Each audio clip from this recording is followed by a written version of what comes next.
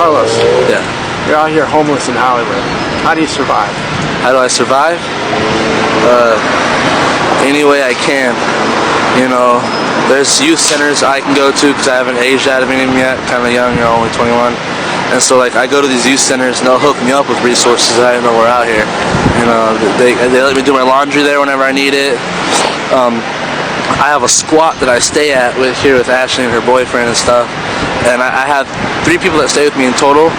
And we have permission by the guy who does janitorial work there to stay there throughout the entire night. It's in a dog park, and we stay in the bathroom, out of the rain, out of the weather. It's pretty warm in there with all of us in there. And the only rule is we have to, like, you know, pick up all our blankets, fold them up, and, like, we go hide them in this little wooded area. Nobody touches it, you know, so we're pretty safe there. And so that's my spot to sleep for the night, you know. Only one stop away on the Red Line in Universal, so why Hollywood? Because there's a lot more resources out here for the youth than there are in other places that I've seen. And I kind of grown to like Hollywood because Hollywood isn't just people that live in Hollywood, it's a bunch of tourists too, you know? So you don't feel so different out here because all the tourists, they're all different and they don't know anything about here. You see them looking around clueless just as I am sometimes. Everything fits in Hollywood. Yeah, because you can't be weird in Hollywood because it is Hollywood, you know? Right, exactly, exactly. So what are you doing to get out of homelessness? I just got done writing my first book, and I'm working on my second book, and I'm doing a spoken word CD, which I got a demo disc of, you know, got 3 tracks in there, and I'm doing everything I can. I'm getting hooked up with all kinds of resources for writing programs and everything, and I'm actually just got qualified for student aid loans. I don't want to become an English major and just master the craft of writing, because that's what I love to do, you know?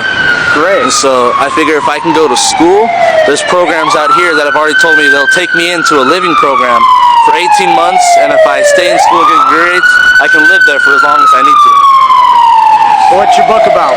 It's about things that happened in my past, you know, with family and loved ones, you know, a lot of bad stuff. You know, What's the title? The title of my first book is The Orange Compilation. My second book is called A Life Once Lost, Tears of Blood, and that one gets really deep into my past. And you told me some organization helped you publish it. Some arts organization here.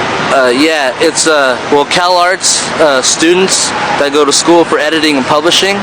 They go to MFP once a week to do a writing workshop where homeless youth can go there. They can write about how they feel, journals, whatever. They even give them writing prompts to help them be better at writing if they want to get better. They don't force you though, you know, it's all free will, free mind. You know, whatever you want to do. And they pick out certain people in these writing workshops to publish for free, anything you want, you know, and all they do is they edit your writing because it gives the students real life work experience to publish your work. So they do it for you for free.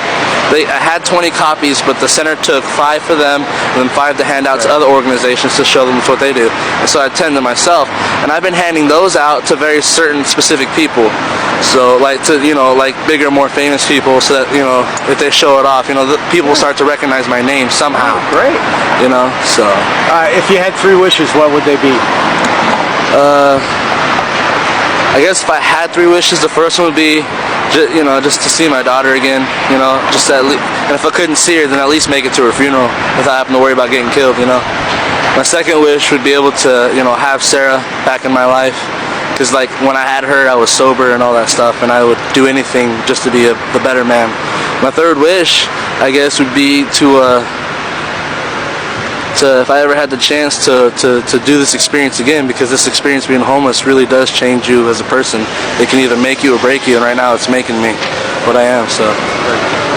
Thank you very much for talking to me. No problem, sir.